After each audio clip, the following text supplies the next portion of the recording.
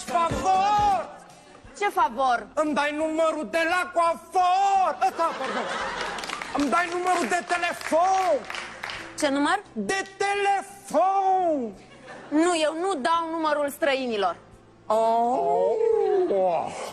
Avelea. Da, boy. Asera pe noi.